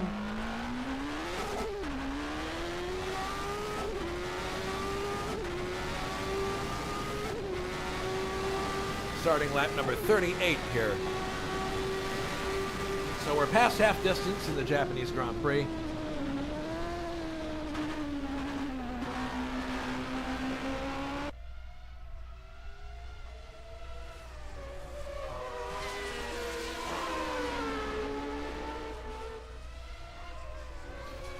It's crap here between these two. Nilsson just has to find the right place to get by. I don't know if Del Piccolo might be rolling with damage after that overtake by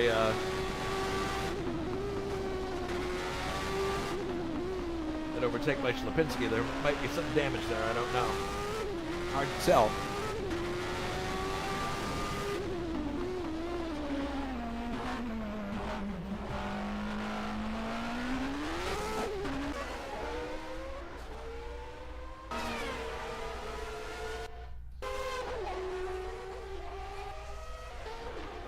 No one seems to be in the mood to go to the pits. Let's do the trivia question while we have a moment here.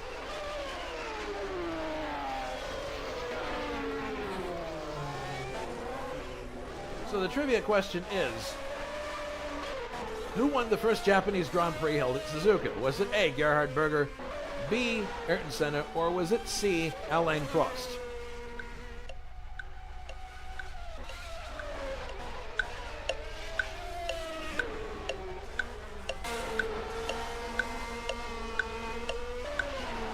Time is up. I'll give everybody a chance here on the broadcast to give us their answer. I believe Jay Racer said Burger. Yes, he did earlier. We'll give some other people a chance here to have a look.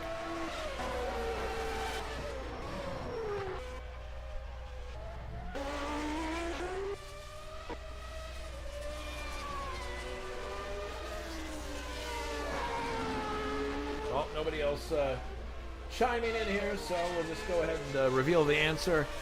Indeed, if you said Burger, you are correct. It was Gerhard Berger in 1987, much to the chagrin of the Honda people.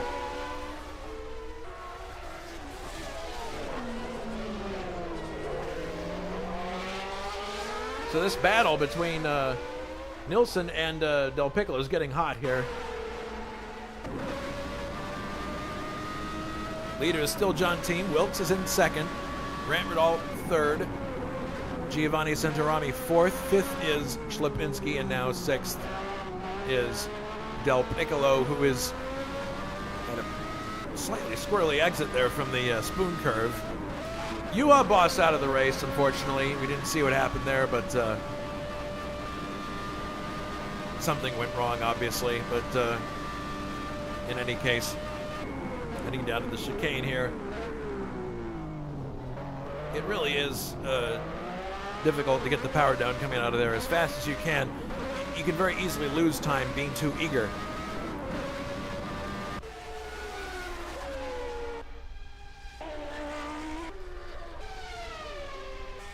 So really, that has taken a lot of the starch out of this race, that incident between Ray and Jules that basically just changed the entire top of the order. But nobody is really... This is the best fight on the circuit right now between Nilsson and Del Piccolo.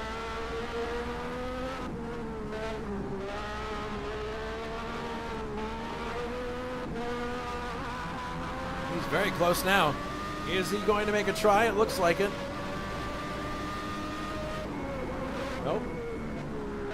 He's certainly close.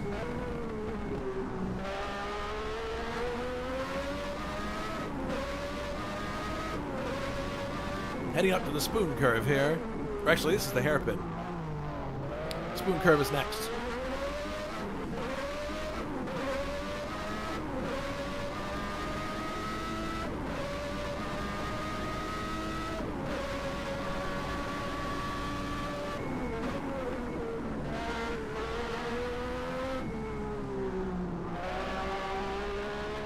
He's getting close now.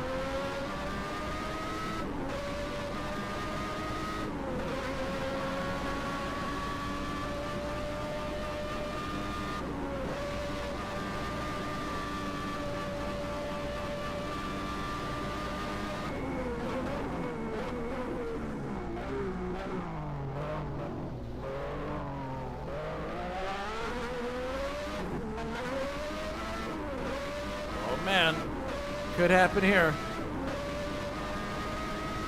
Could definitely happen here. Here comes Anders popping out. Can he get his Franco-Italian car alongside? He does, but oh my goodness, very close. Nope, he can't get by. That's very good racing here, and now they're going to have to run nose to tail through these S-bends.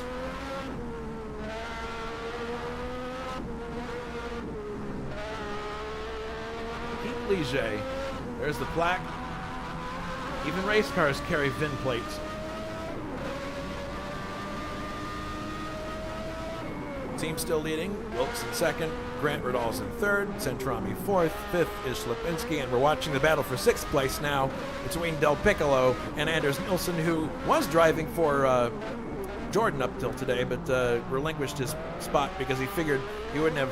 I guess he figured he wasn't going to be competing in the last two races, but here he is in a guest drive for Ligier, giving them their best showing of the year so far.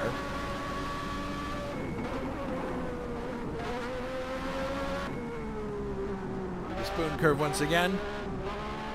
This again is the best battle on the circuit. That's why we're staying with it. There's a battle for ninth as well. Oh! Juha has joined us in the booth. Sorry to see you out of the race. So what happened with you and the Benetton? Engine, as usual. Oh, shoot. I over-revved a few times, shifting from first to second. So. Well, you're right. There is a... that's too bad. I'm sorry to hear that. But there is a great battle going on for ninth right now. Kirsten, who lost his front wing on lap 1, has basically clawed his way back to 10th place. Oh, the Piccolo's out. His engine blew. Oh, my goodness! Well, there goes... that ends the battle between him and Nilsson. Nilsson has taken the Ligier Lamborghini into the points for the first time in the entire series. So, the Ligier people will be going nuts. He's driving Boutsen's car. Ironically, the guy who hated to drive this car the most. He detested the Ligier Lamborghini. Was very happy, I'm sure, to be out of the race early in Australia with all that rain. But yeah, Del Piccolo out with an engine failure. That promotes Nilsson to the last points-paying position. I said at the outset of the broadcast that Nilsson might have a great chance to give Ligier its first points of the year, and it's coming true. Yeah, he's got a 24-second gap over Bouchard, so, and 11 laps to keep that going.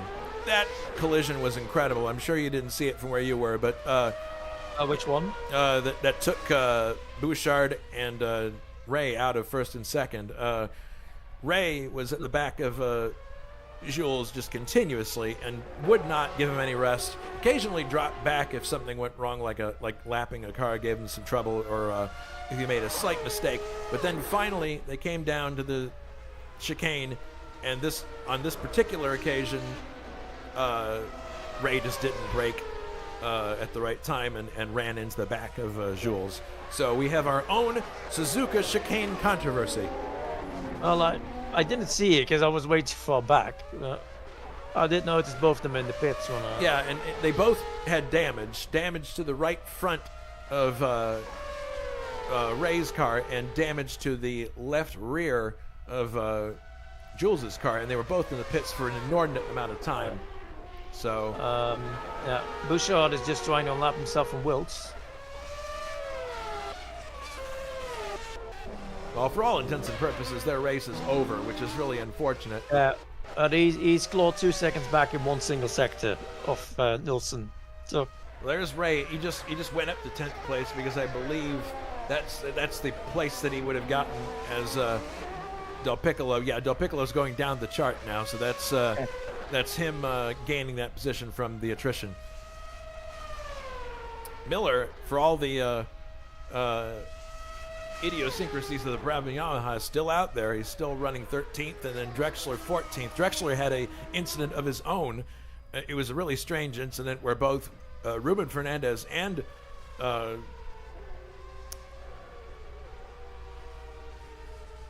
Mikael Drexler both went off at the exact same corner, completely unrelated incidents on the same lap.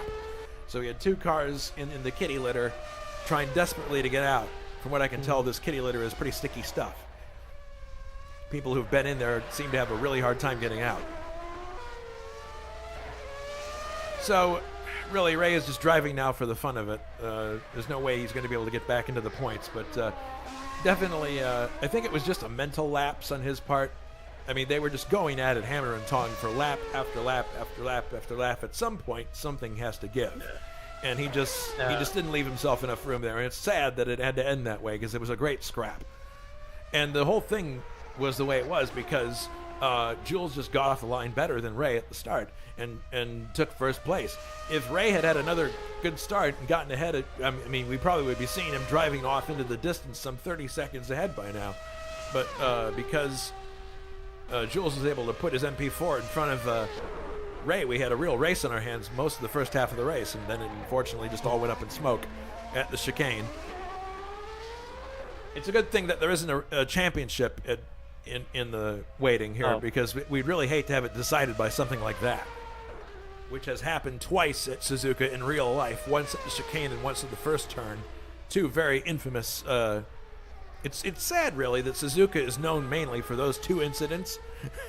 Because it really is a pretty sweet track when you get down to it. Oh, it's lovely to drive. It's great to drive. The rhythm of the turns is nice. It's hard to overtake, but it is a nice circuit. I was telling. Yes, I'll agree to that.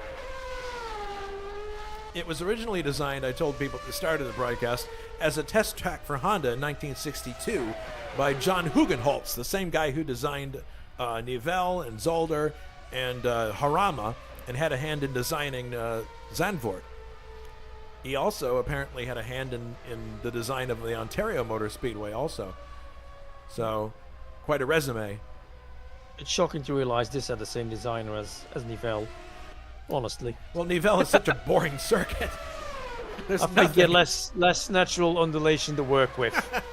Probably. Let's keep it to that. And yeah, Zolder and Nivelle are not considered to be legendary circuits by any means. No, well, I suppose it worked what he was given. In the shadow of Spa, certainly. They're not considered legendary circuits, but... meanwhile, Bouchard has closed the gap to 4 seconds to Flanders, so I think by the end of the lap we'll see Ligier lose its single point. Oh no, well, that would be really too bad. But yeah, he's definitely closing. And whatever repairs they were able to make in the pits, the McLaren and Williams, apparently it was enough to keep the cars running well, because after that collision, Jules was still in the lead, but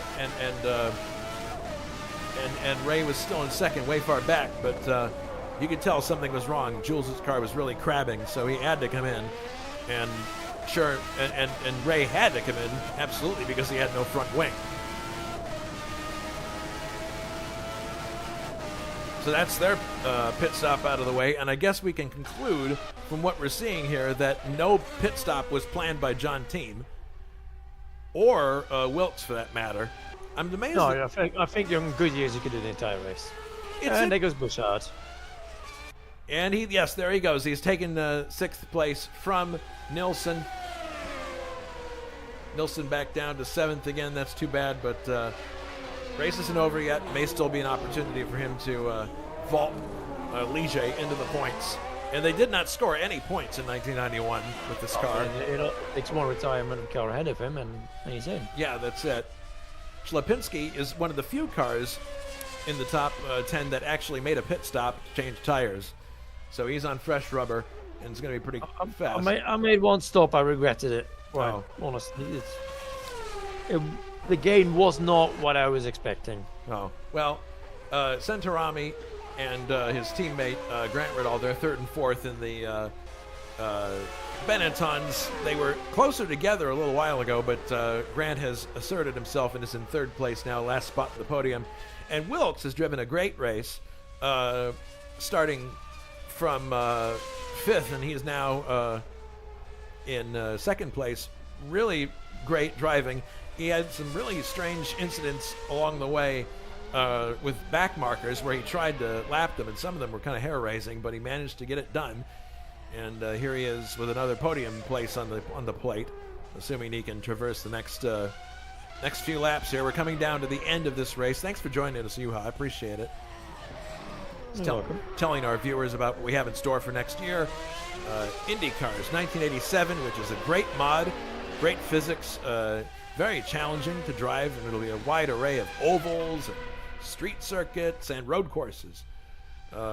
Always a fun series. And then we have DRM making another appearance there at ISO, this time 1979, the Division 2 races, which will be a bunch of Ford Capris and BMWs, and it ought to be really interesting for our viewing audience and for those who are driving. And we may have something very fun to do in the second half of the year.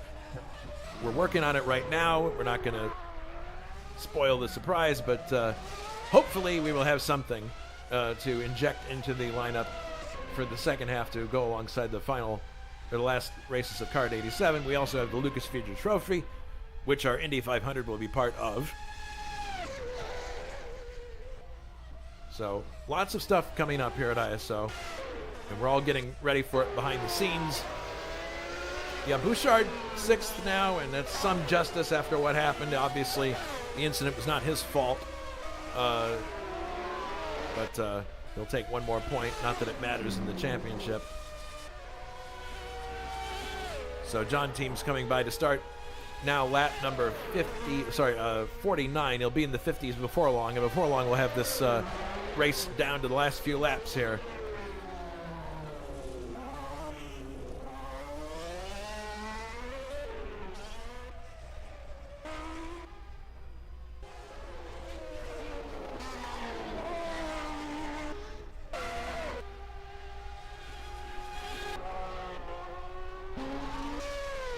Here's a battle actually going way back to 8th place. This is Kirsten again with Janik.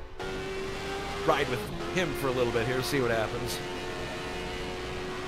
Yeah, Kirsten lost his front wing just in the first series of corners, the S-bends.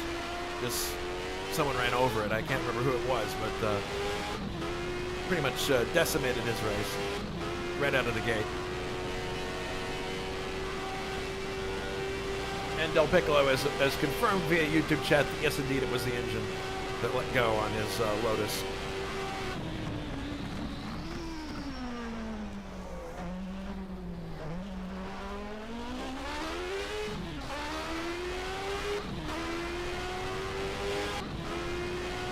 Across the start-finish line. Janik in 8th. Another good top 10 finish for Janik. And that's actually really impressive because Janik was way, way down in the teams earlier. He had his own incident that we did not see. And he's been able to bring the car back up to 8th place, which is pretty impressive. Oh, a yellow flag up ahead. Who is that? Is that Drexler? Or was that Riddall? Riddall. Riddall out of the race. So let's see what happened here. I think engine. Engine let go. Off. Yeah. Yeah, it's an engine letting go, clearly. Yeah, the car's now silent. Yeah, so Ray retires from the race. So what was a really exciting race, basically, has gone up in smoke, and now he's out of the race. That's really too bad. Because it was. I wonder if Bouchard is still getting it to Slapinski, because it's only 5 seconds now between them. There is 5 seconds between him, but he's got Drexler in between. I don't think he's going to be able to catch him. He's got five laps? 5 laps, no, but it's a pretty big... 4 laps, because it's 4 laps now, but it's a pretty big distance, to be honest. I'd be surprised. 4 seconds, we'll see. Might be doable. Yeah. Well, it's funny, John had a pretty quiet race.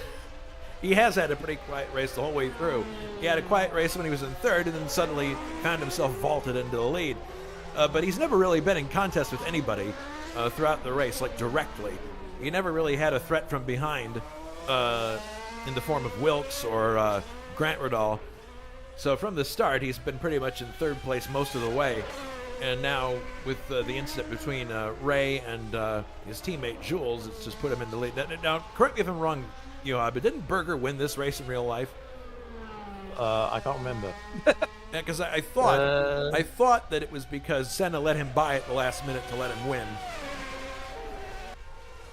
It didn't matter at that time because Mansell had gone out of the race in the first turn, lost control of the car, trying to catch Senna. Yeah, Berger did win it, yes. I think this is the one where Berger was let by at the very last minute by Senna to take the win, because at that point it was just about constructor points. Yeah, he did, yeah.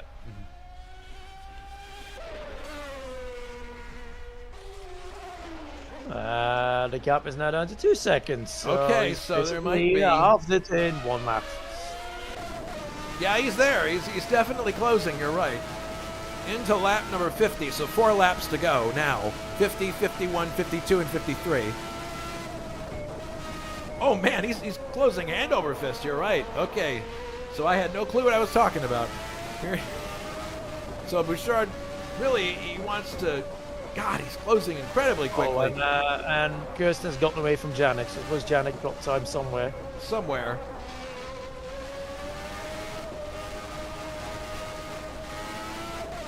These cars are both on fresh tires.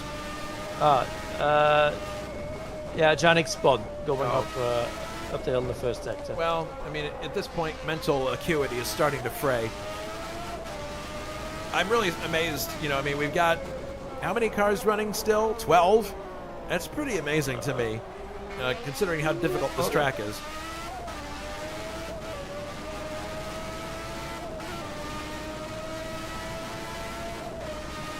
Here he comes. He's got a full head of steam, but oh man, this track is not very wide. All you have to do is put yourself a little bit offline in the middle, and you can keep someone from passing you. He's got a good roll now, but no, don't try it here, Jules. Not a good idea. Well, wait, he's gonna. Okay, there he goes, right by ahead of the kink. Okay, he was lucky to have that space, but then here comes Schlapinski back. He's not.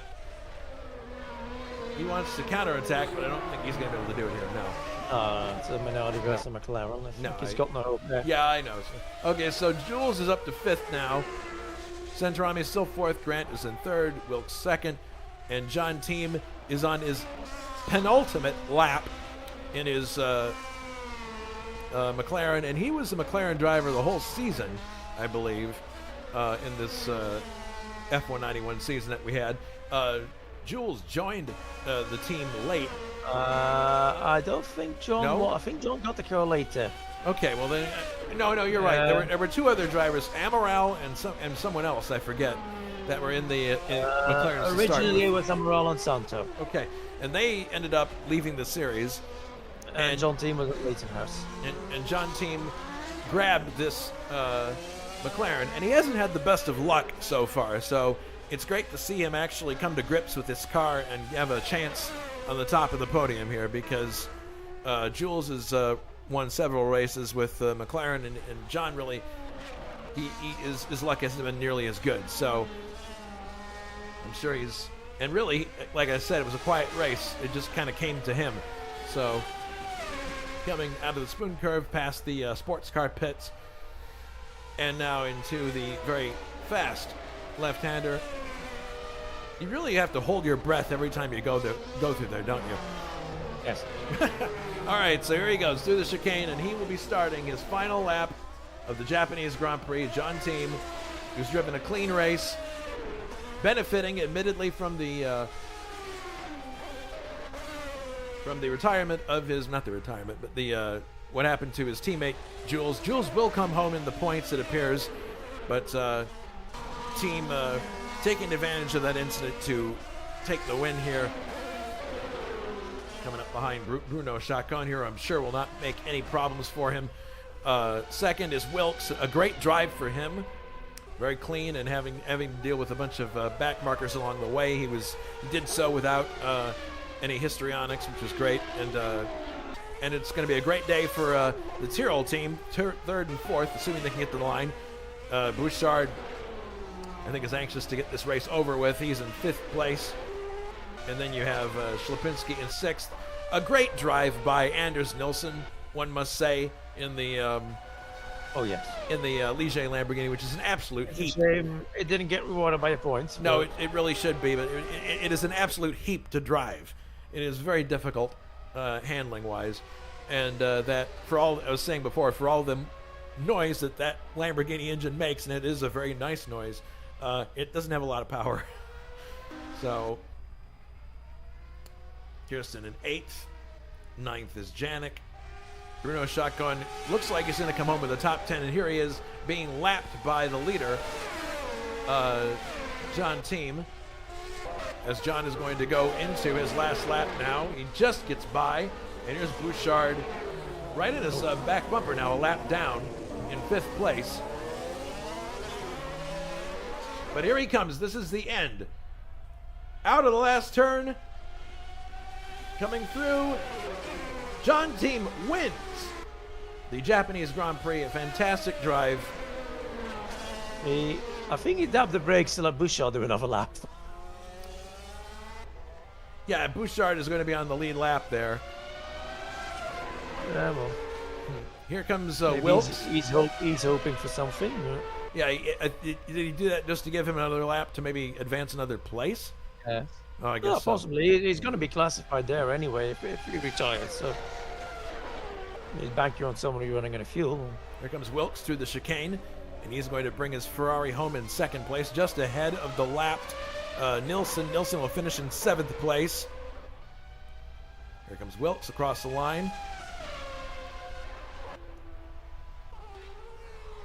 Grant Riddall is in the spoon curve currently, 7 seconds ahead of 4th place. A very good drive for Grant, who I think I forget who Grant was driving for earlier, but just did not gel well with the car, and then moved to Tyrrell. He's doing much better in this car. Yeah, I was in the Laura before. That's what I thought. Yeah, into the chicane and out, and here comes Grant. And you can see his teammate right behind him there, Centurami. So it appears that the Tyrrells will finish 3rd, and here comes Centurami in 4th. And there is Bouchard coming across the line in 5th. He was getting closer, but he didn't have enough time. 6th is Schlapinski, final point. 7th in the garage is Nilsson. 8th, Kirsten. 9th, Janik, who is still rolling around the circuit. I think he's already taken the flag, though. Yeah, he has. He's coming to a stop. 10th is Chacon motoring into the pits. 11th, Drexler. 12th, Dave Miller in the Brabham Yamaha, and he's been giving a live feed on his YouTube channel for anybody who's wanted to check it out. So Miller confirms for all of us how difficult this car is to drive, but he finishes 4 places up from his grid slot. Good job for him. That Yamaha never really did find a happy home in any chassis, did it? No, never did. It was just too heavy. Nothing was really good anyway. 13th, Ray Riddall, and that's DNF. 14th, these are all DNFs. Del Piccolo, 14th. Ewan, 15th. 16th, Ruben Fernandez. 17th, Salvatore Serignano. 18th, Simon Wattman. 19th, Mark Whitman. Which is too bad again, because he had another fantastic start. He was up to 10th in the AGS, and there must have been an accident of some kind. He said engine blew up, actually. 20th, 20th, Johnny Aces, 20, and that is the end of the. We had 20 cars that started.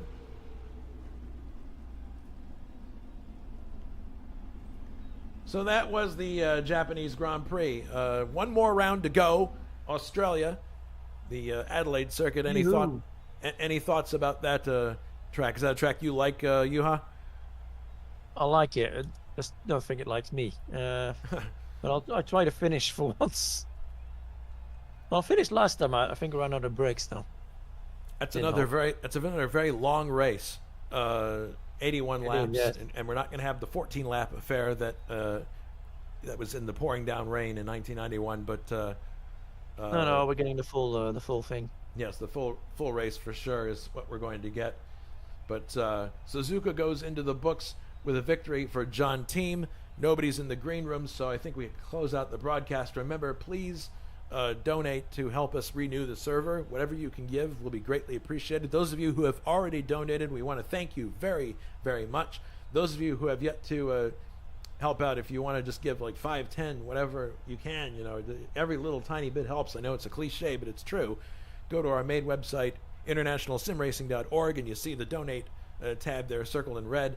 Donate there to help us continue what we do in 2025 with great racing and with those, I've called them the How the Hell Did You Get That Guy podcasts, and also the broadcasts that we do, which we enjoy putting together for you.